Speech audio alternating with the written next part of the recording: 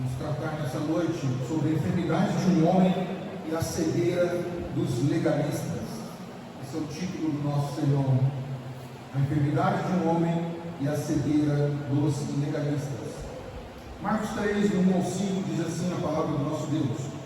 De novo Jesus entrou na sinagoga e estava ali um homem que tinha uma das mãos ressequida.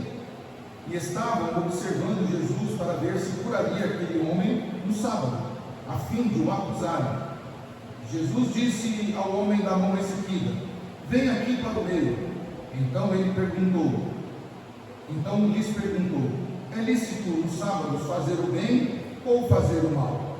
Salvar uma vida ou deixar morrer? Mas eles ficaram em silêncio.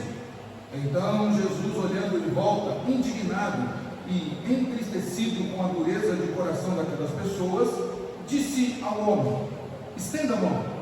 O homem estendeu a mão e ela foi restaurada.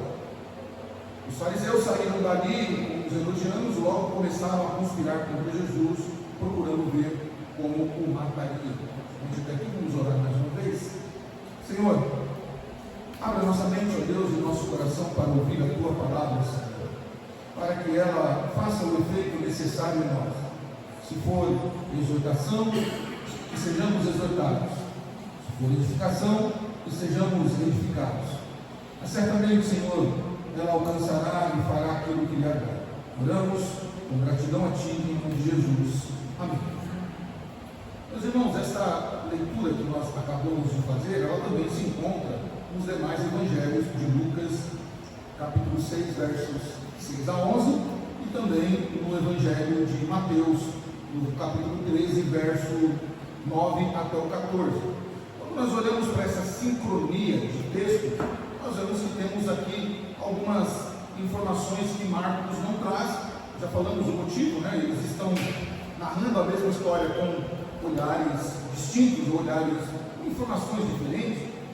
E então, numa linguagem sincrônica, podemos assim dizer, uma leitura sincrônica, usando as informações dos três evangelistas, esse texto ficaria mais ou menos assim. Partindo Jesus dali, entrou na sinagoga deles e pôs a ensinar. Estava ali um homem que tinha a mão direita atrofiada, e os escribas e fariseus observaram, para ver se curaria no dia de sábado, por acharem do que o acusar. Mas ele, conhecendo-lhes o pensamento, disse ao homem que tinha a mão atrofiada: levanta-te e fica em pé aqui no meio. E ele levantando-se, ficou em pé. Disse-lhes então Jesus: eu vos pergunto, é lícito no sábado fazer o bem ou o mal? Salvar vidas ou tirar? Qual dentre vós será o homem que, tendo uma só ovelha, se no sábado ela cair numa cova, não há de lançar mão dela e tirá-la? Ora, quanto mais vale um homem do que uma ovelha. Portanto, é lícito fazer bem aos sábados. E eles se calaram. E olhando em redor para eles com indignação, comoveu-se da dureza dos seus corações. Disse ao homem: estenda a sua mão, ou estenda a tua mão. E ele estendeu. E lhe foi restabelecida, sã como a outra.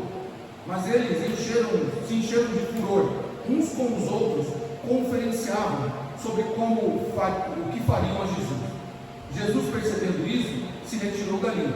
Acompanharam muitos, e ele curou a todos, advertindo-lhes que não desse a conhecer, para que se cumprisse o que foi dito pelo profeta Isaías: eis aqui o servo, eis aqui o meu servo, que escolhi, o meu amado, a quem minha alma se comprasse. Porei sobre ele o meu espírito, e ele anunciará aos gentios o juízo. Não contenderá, nem clamará, nem se ouvirá pelas ruas a sua voz. Não esmagará a cana quebrada, e nem apagará o pavio que fumega, até que faça triunfar o juízo. E o seu nome os gentios esperarão. Então veja, aqui temos a história completinha, somando os três evangelhos. E eu aconselho os irmãos, sempre que lerem alguma passagem dos evangelhos, vejam se essa mesma história não se repete em outros livros dos evangelhos, e façam essa leitura sincrônica, porque você ganha mais informações do texto. Bom, o início desse capítulo 3 aqui do Evangelho de Marcos, meus irmãos, ela vai registrar, ela registra aqui o final de uma série de 5 embates, 5 enfrentamentos que Jesus tem com os seus oponentes. Diga-se ali os fariseus, os escribas, os sacerdotes. são aqueles que se opunham aos ensinamentos de Jesus. E aqui existem claras relações que nós podemos ver aqui desse embate, dessa troca de informações ou de discursos entre Jesus e os seus opositores. Então nós vamos perceber que, assim como falamos no texto anterior, era um dia de sábado, e já percebemos que o sábado para o judeu era o dia sagrado, do povo de Israel, o dia em que todo o trabalho cessava. E já percebemos isso na leitura que fizemos, que eles não moviam uma lamparina, né? Não faziam nenhum tipo de esforço, nem cozinhavam, nem lavavam. Eles tinham uma guarda restrita, era um legalismo total em cima do cumprimento da lei. O dia dedicado ao Senhor para eles, né, que era um dia em que eles se abstinham ou se abstêm de todo tipo de trabalho.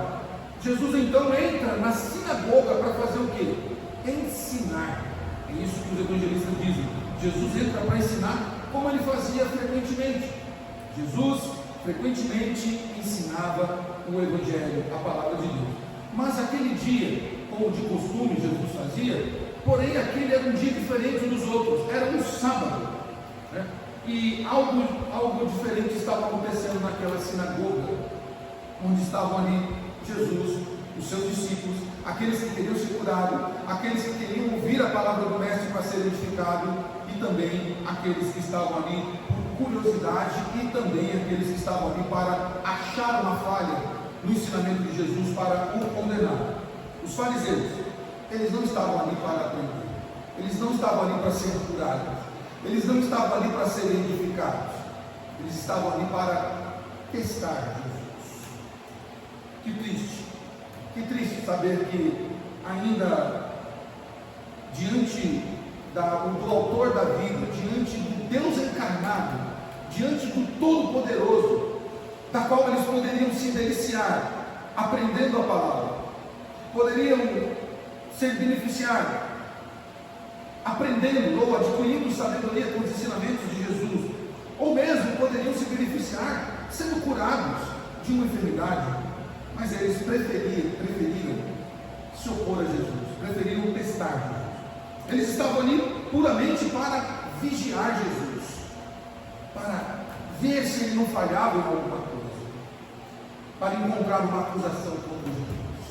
Meus irmãos, é triste saber que ainda hoje nós nos deparamos com esse tipo de cena. Talvez você fique chocado, dizendo assim: não, mas como assim? Ninguém vai para a igreja testar Jesus.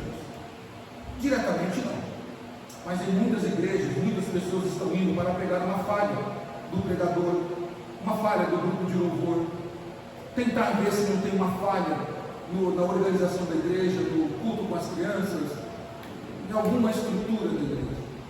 Elas perdem o benefício de serem edificadas, de serem beneficiadas com a edificação e com a cura que o Senhor tem para dar, para observar se tem alguma falha na igreja, para depois sair comentando.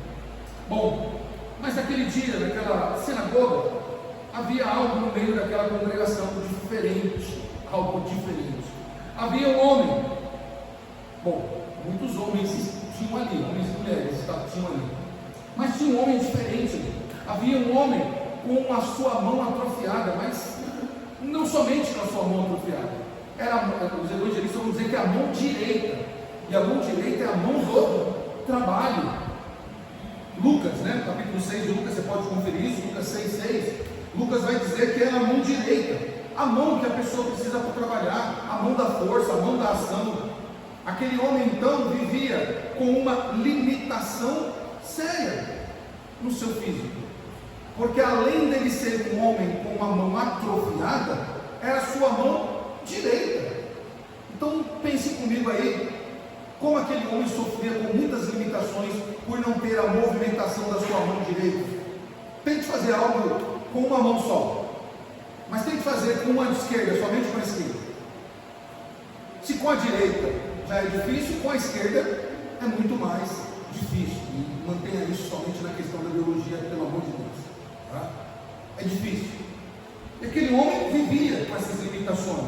limitação séria. Ele não podia trabalhar normalmente e não podia sustentar a sua família com plenitude por causa dessa limitação. Este homem está lá.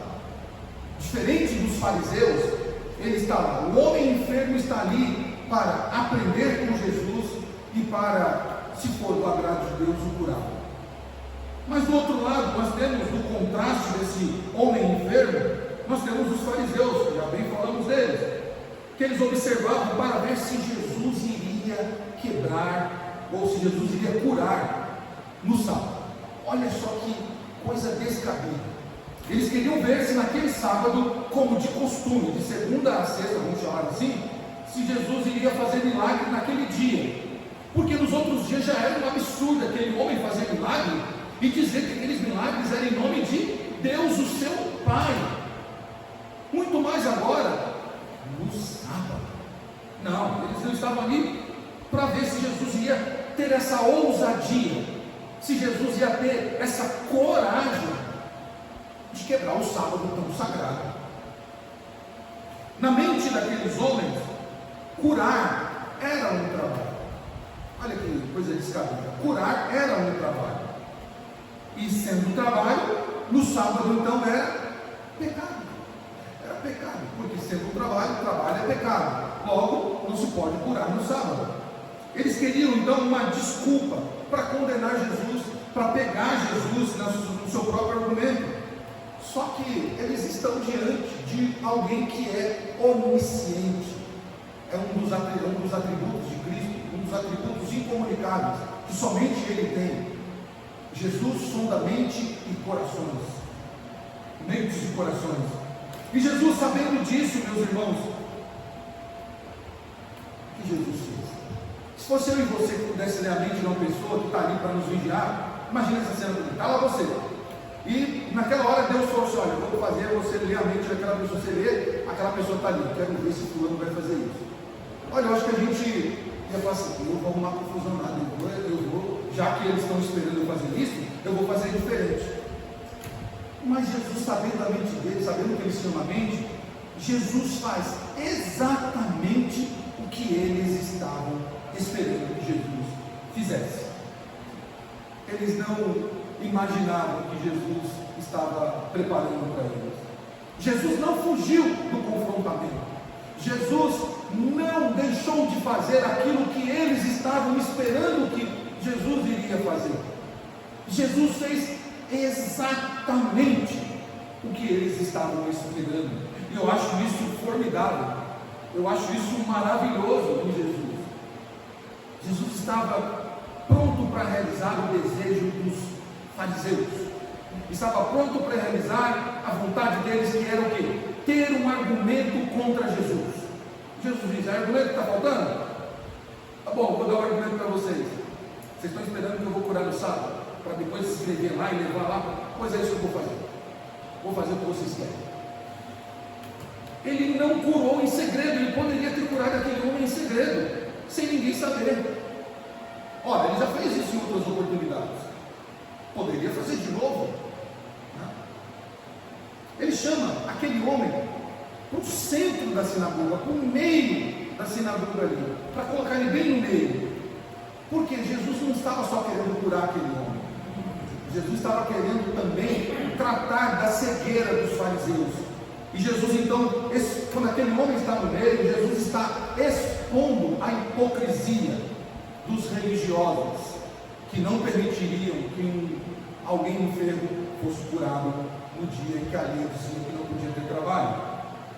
E então Jesus restaura a mão daquele homem diante de todos, no dia de sábado, no meio da sinagoga, diante de muitas testemunhas, e com os fariseus ali se roendo de raiva, e com motivos agora para sair e dizer: ele curou no sábado, ele fez algo que não pode fazer no sábado, ele violou o nosso dia que Moisés deixou para nós, que não se pode trabalhar.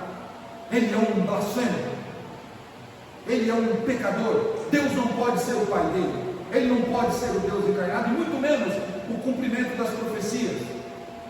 Ele não é o Messias, porque o Messias certamente observaria o sábado.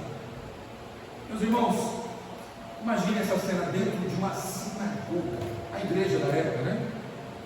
Imagine esse contraste. De um lado, um homem que está com a sua mão enferma, mirrada, atrofiada, simbolizando o quê? A incapacidade, a fraqueza e a vergonha. Porque hoje, para nós, a gente se deparar com uma pessoa que tem a sua mão atrofiada, não é algo escandaloso para nós. Pelo contrário, a gente se sensibiliza com essa pessoa. Naquela época, uma pessoa que tinha algum membro do corpo atrofiado ou enfermo era considerado por muitos como pessoa anátoma, pessoas amaldiçoadas por Deus, assim como a mulher estéril, assim como homens que também não conseguiriam ter o seu corpo funcionamento perfeito, eram acusados de anátoma, de serem amaldiçoados por Deus. Então, este homem com a mão mirrada significa a incapacidade, a vergonha, a fraqueza do ser humano. E do outro lado, em contraste, estão os fariseus, com o seu coração endurecido.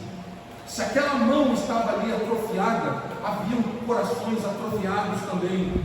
Esses corações atrofiados, meus irmãos, simbolizam a incredulidade e a frieza espiritual. E é por isso que o nosso Senhor Jesus está naquele lugar, não apenas para realizar um milagre físico, sobrenatural, incrível, metafísico, não. Ele está ali também, meus irmãos, para revelar o estado espiritual dos homens. E ele continua fazendo isso até os dias de hoje. Jesus pode fazer muitas coisas no segredo, muitas coisas no particular, mas em muitos momentos ele trata disso de forma visível, na frente de todo mundo, para expor a hipocrisia, para expor o estado espiritual das pessoas. Enquanto aquele homem precisava de uma cura física do corpo, aqueles religiosos hipócritas precisavam de cura da alma. Eles estavam com a sua alma enferma, podre, totalmente atrofiada pelo pecado. E é isso que essa passagem nos ensina, que é possível ter as mãos levantadas no culto de adoração ao Senhor, ter o corpo perfeito, ter a nossa saúde perfeita, e ainda assim sofrermos com um coração atrofiado, um coração enfermo. É disso que trata esse texto de Marcos, capítulo número 3. Os primeiros 2 versículos, meus irmãos, vão tratar disso. Eles vão nos ensinar isso, que Jesus se importa com quem está ferido. O Senhor Jesus se importa com quem está ferido, enquanto a religião, enquanto a religiosidade, ela só se preocupa com o rito da lei, com as observações da lei. Os primeiros versos mostram isso de forma muito clara, quando Jesus chega naquela sinagoga, entra naquela sinagoga, né? E ele trata com o que está acontecendo ali.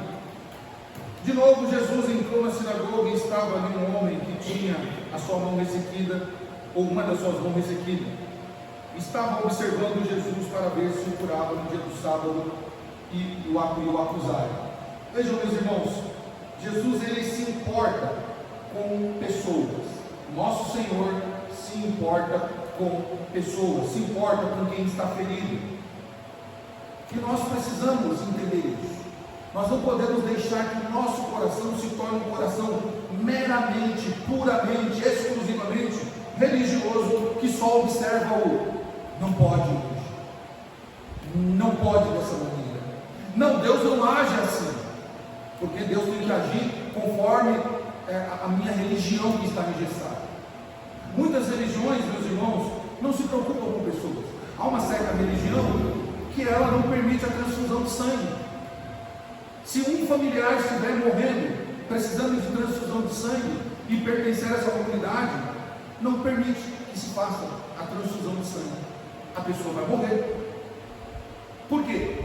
Porque é muito mais precioso para eles o rigor da lei, a observação da religião, do que uma vida que está perecendo, uma vida que está precisando de socorro. olha para aquele homem, olha para ele. Jesus enxerga ele no meio de todo mundo. Porém, aquele mesmo homem, meus irmãos, que Jesus estava olhando para ele com um ar de misericórdia, é o que diz aqui no primeiro verso, né? Jesus está na sinagoga e ele olha para o homem. E esse olhar de Jesus não é somente um olhar de assim, nossa, tadinho, coitado. Jesus olha para aquele homem e sabe do que aquele homem sofre. Jesus faz a leitura daquele homem discriminado, aquele homem rejeitado, aquele homem limitado no seu trabalho, talvez passando por muitas situações desagradáveis. Jesus olha com um olhar de misericórdia, o mesmo olhar que olhou para você e olhou para mim, quando nós estávamos com o nosso coração adoecido, quando nós estávamos na lama, quando nós estávamos sendo ridicularizados pelo mundo. Ele nos enxergou com um olhar de amor, o mesmo olhar de amor que ele olha para esse homem. Mas esse homem, meus irmãos, também foi visto pelos religiosos. Este homem também foi notado pelos religiosos. Só que diferente de Jesus, estes religiosos, eles olham para aquele homem como uma oportunidade. Oportunidade do quê? De acusar Jesus. Eles estão olhando e dizendo assim, aquele homem está enfermo. Agora, esse Jesus de Nazaré vai curar este homem e nós vamos relatar então, já sabemos quem é o homem, temos então o quê? O testemunho e temos inclusive a prova. A prova é aquele homem que ele vai curar. Meus irmãos, louvado seja Deus que o Senhor não nos enxerga como os religiosos enxergam. Como eu disse, hoje nós vivemos debaixo de igrejas de um cristianismo acusativo, onde ao invés de nós direcionarmos o nosso olhar com um olhar de amor para as pessoas, nós estamos olhando para as pessoas com acusação, com oportunidade de acusá-las. Deixa eu ver o que elas vão fazer, onde elas vão tropeçar para as acusar. Jesus, meus irmãos, ele não faz isso. A mão mirrada desse homem, meus irmãos, significa vida atrofiada, uma vida que estava limitada, ou uma vida que está limitada pelo pecado. Jesus não enxerga o pecador, aonde ele está, aonde ele estiver. Jesus não olha para ele com um ar discriminatório, Jesus olha para ele como alguém para ser salvo. Mas muitos religiosos dizem assim, não, Jesus não pode salvar essa pessoa, não, isso aí não, ele tem que deixar de lado. Por incrível que pareça, meus irmãos, vivemos nesses tempos ainda, onde muitos fariseus dizem que Jesus não pode fazer. Jesus está exatamente onde há necessidade. Ele não está levando ali lei, não está levando ali religiosidade, não está levando ali um peso sobre a pessoa, porque ele mesmo disse no Evangelho que o fardo dele era leve, né? O fardo dele era leve, era suave. Ele não traz peso sobre as pessoas. Meus irmãos, eu já vi testemunho de muitas pessoas que diziam assim, falavam assim, testemunhos que eu ouvi: olha, eu sei que servir a Jesus é bom, eu amo a Jesus, amo muito a Jesus, mas depois que eu me tornei crente de uma igreja, a minha vida virou um inferno, porque quando eu não era crente, eu não tinha ninguém me acusando. Hoje eu não posso fazer isso, hoje eu não posso ouvir aquilo, hoje eu não posso fazer aquilo outro, que não é pecado, porque pessoas me acusam de pecado. Nós já passamos por uma época muito difícil do cristianismo do Brasil, onde ver uma televisão era pecado, onde ir para o cinema era pecado, onde jogar futebol era pecado, ter time de futebol então nem pensar, onde usar uma roupa, dependendo da roupa, era pecado de exclusão da igreja. Até mesmo óculos não poderiam ser coloridos. Eu olhei isso, você está aparecendo com óculos azul, amarelo, verde, lá a pessoa diz, isso é um cão, você não pode usar não. Você é crente, né? O Espírito Santo não gosta de pessoas aparecidas, não. A Bíblia diz lá que não pode ficar se aparecendo por isso, não. Você tem que ser santa, tem que ser santo. Lembro na minha juventude, quando se inventou aquele coisa que a mulher põe no cabelo, aqueles pauzinhos, né? Parece pauzinho de comida japonesa, aqueles negocinho põe no cabelo, não sei o nome daquilo lá, né? Pronto, mas criou-se um bafafá na igreja que aquilo ali era o capeta que tinha inventado, era um macumbeiro, um um espírito que tinha inventado, e as irmãs não podiam usar aquilo, porque aquilo ali chamava espíritos ruins para atormentar a pessoa. Isso começou um monte de coisa. Veja, o cristianismo de Jesus Cristo, né, o que Jesus nos ensina através dos seus ensinamentos, é liberdade de viver, é liberdade de professar essa fé. Claro que Jesus não está pregando aqui libertinagem, em momento algum. São duas coisas distintas, liberdade e libertinagem. Mas Jesus não está preocupado com cumprimentos de leis, né? A igreja, meus irmãos, você vai lá e a pessoa lê lá, pessoal, tu vê, você quer fazer parte dessa igreja? Aqui você não pode isso, não pode aquilo, não pode aquilo outro, não, isso também não pode aquilo, não pode aquilo, não pode aquilo outro. Há igrejas que se dizem cristãs, pasmem, tá? Dá o Google depois de tiver com Google. Não é permitido tomar café. Eu não conseguiria fazer parte dessa denominação. Eu amo café. Mas, você não pode tomar café. Não pode consumir cafeína. Na Coca-Cola, no chocolate, no chá. Eu conversei com uma pessoa esse dia e disse, mas por que vocês não tomam? Ela falou assim, eu tomo na minha casa. Não, você está pecando. Não, você está pecando.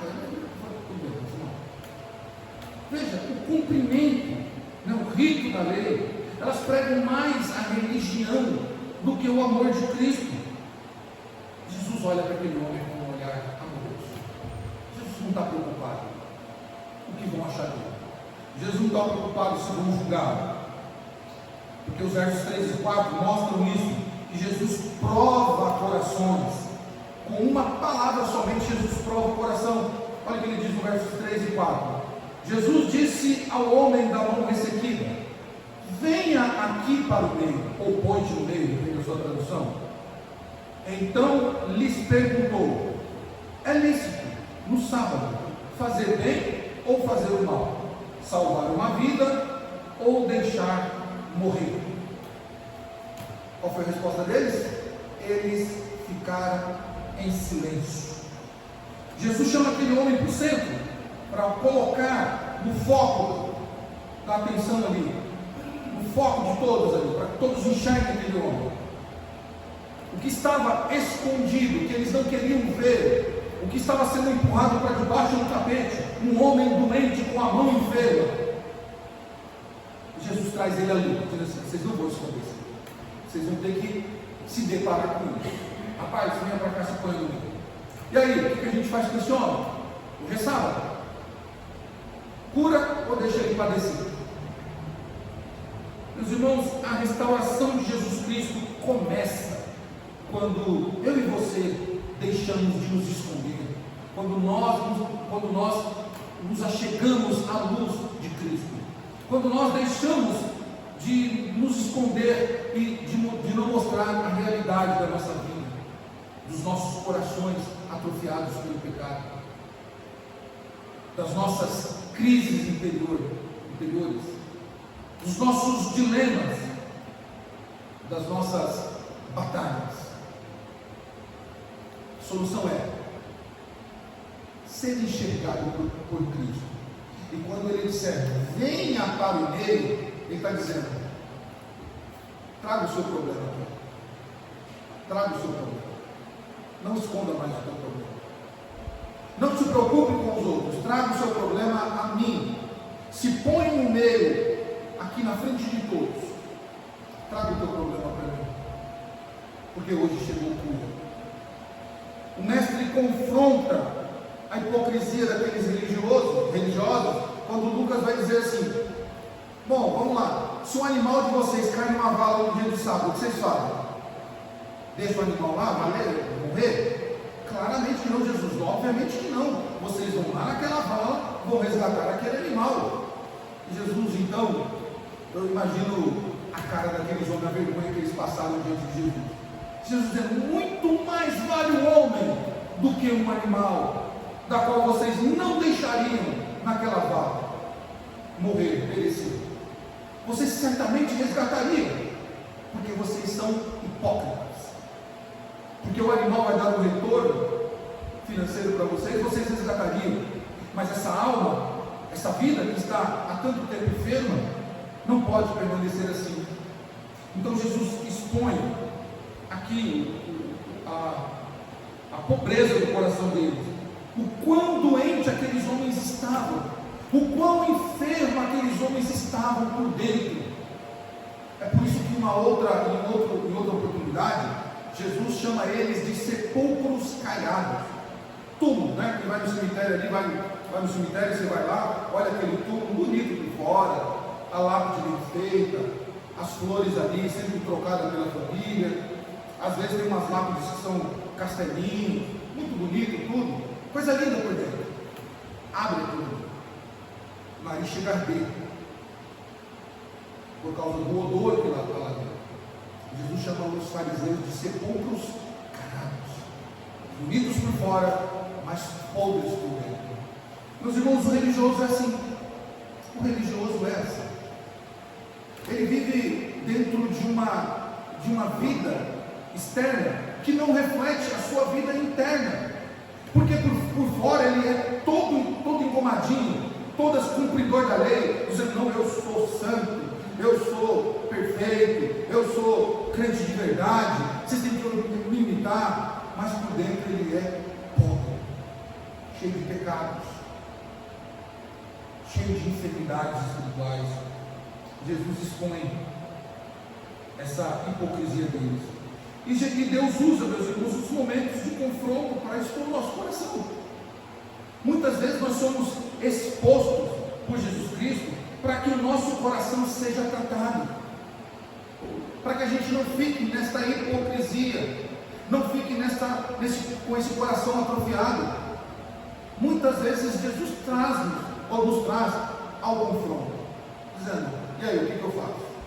Você continua assim ou você quer ficar desse outro jeito? Versos 5 e 6, finalizando o texto, Jesus restaura o que está paralisado e enfrenta aquilo que está endurecido. Olha os versos 6 e 7, 5, 6 e 7. Então Jesus, olhando em volta, indignado e entristecido com a dureza do coração daquelas pessoas, disse ao homem: estenda a sua mão. O homem estendeu a mão e ela lhe foi restaurada. E os fariseus saíram dali e, com os herodianos, logo começaram a conspirar contra Jesus, procurando ver como matariam. Que tristeza! Jesus sente indignação. Primeiro, indignação diante da hipocrisia daqueles homens, que não levaram em conta o tanto de anos, o tanto de tempo que aquele homem estava enfermo. Eles não levaram em conta o sofrimento daquela família da qual aquele homem era representante. Eles não levaram em conta que aquele homem não podia entrar no templo para adorar a Deus por causa da sua questão física. Eles não levaram em conta quantas noites aquele homem certamente orou, pedindo a Yahvé, pedindo ao Senhor, Deus de Abraão, de Isaac e de Jacó, para que ele curasse. Jesus sentiu indignação, meus irmãos, quando um religioso, ele impede que os cordeirinhos de Jesus, que as ovelhas de Jesus se acheguem até o Mestre, por causa da sua religiosidade, quando impede que os filhinhos de Jesus se acheguem a eles. E Jesus já exortou várias vezes, inclusive os discípulos, dizendo: deixai vir a mim os pequeninos, porque deles é o reino dos céus.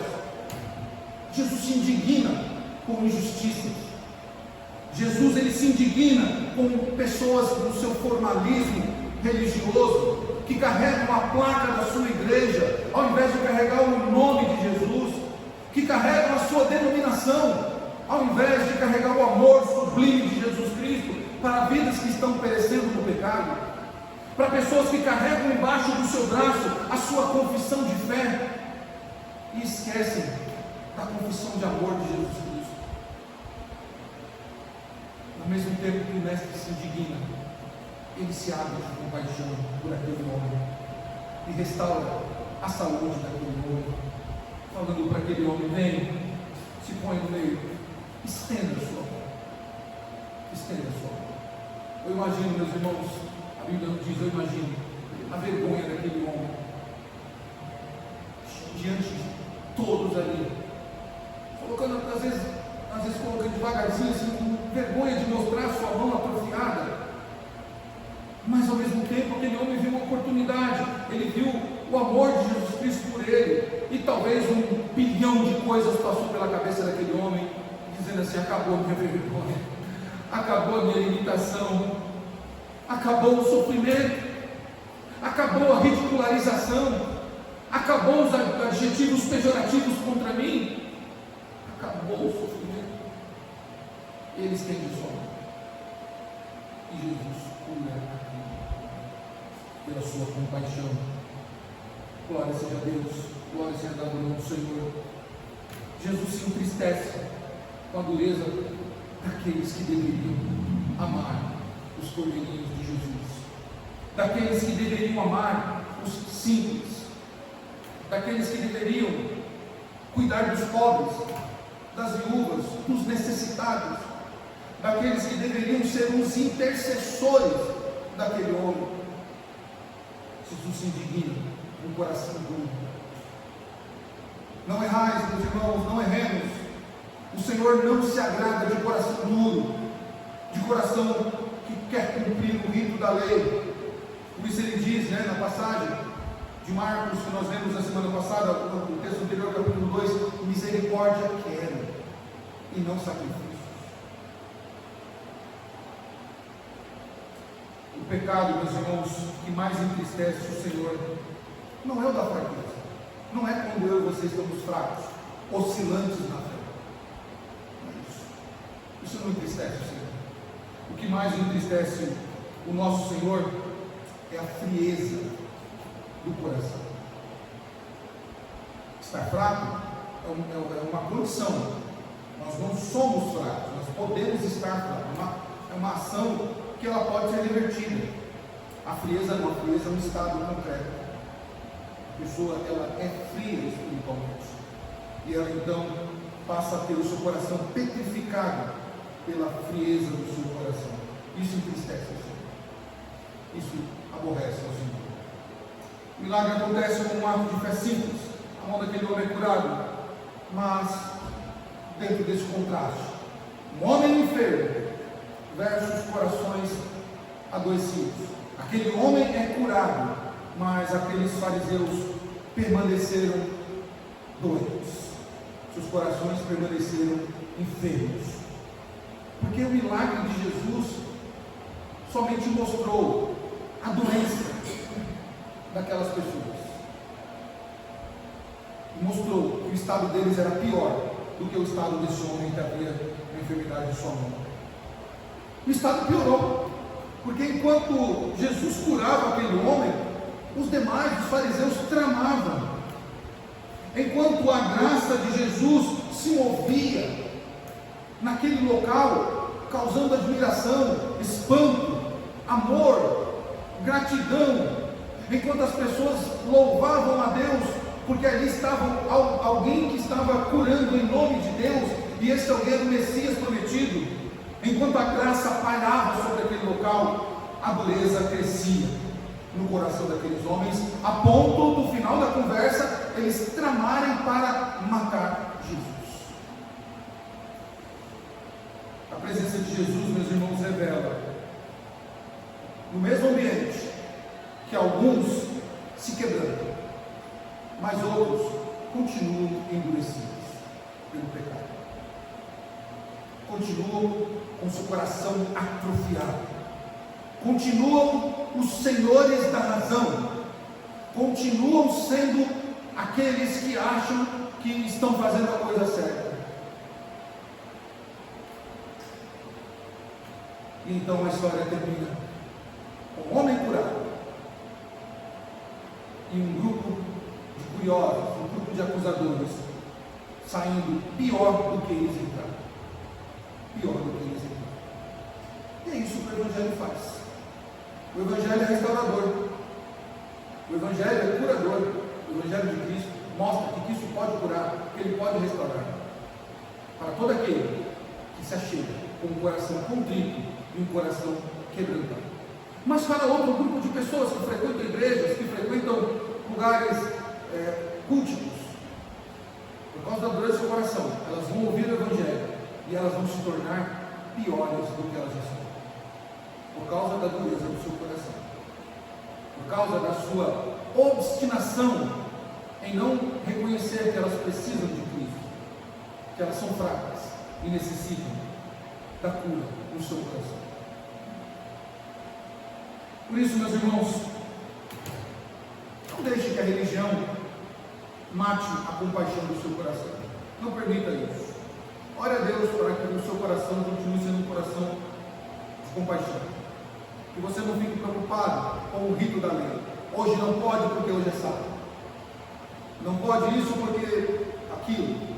Não permita que o seu coração seja um coração religioso, mas que seja um coração de compaixão. Os fariseus eram tão focados em regras da lei que eles perderam o seu coração e se distanciaram de Deus.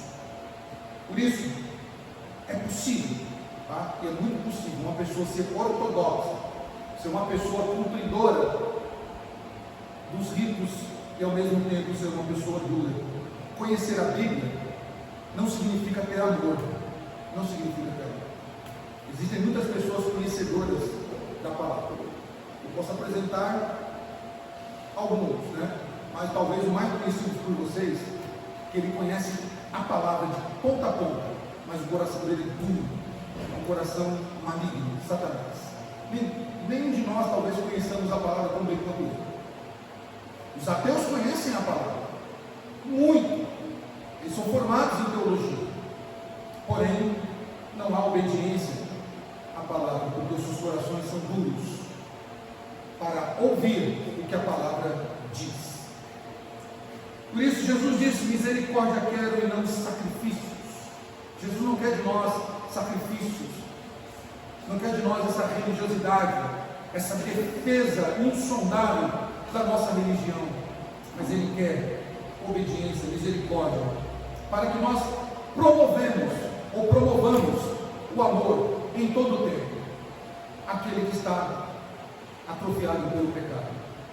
A verdadeira espiritualidade, meus irmãos, se manifesta em compaixão pelos necessitados, por aqueles que precisam ouvir a palavra de Cristo, e não puramente por cumprirmos regras, leis que passam. Eu não estou falando de doutrina, estou falando de regras humanas que passam. Hoje elas são, amanhã não são mais. Hoje elas não são, amanhã possam voltar a ser. Mas a palavra de Deus, ela permanece para sempre.